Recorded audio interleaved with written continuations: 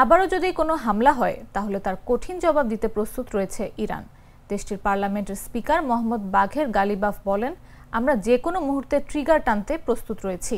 সংবাদ সংস্থা তাসনিমের খবরে বলা হয়, স্পিকার মোহাম্মদ বাঘের গালিবাফ বলেছেন, আমরা কেবলমাত্র ইরানের মহান ও বীর জাতির স্বার্থে এগিয়ে যাব, তবে শত্রুর প্রতি আমাদের অবিশ্বাস অটল থাকবে।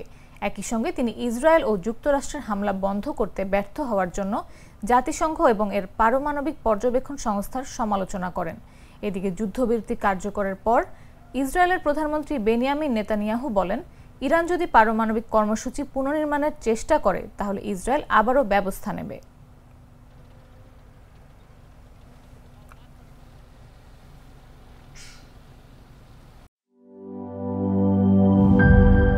এই ঈদে জামা জুতো অ্যাক্সেসরিজের ডিসকাউন্ট।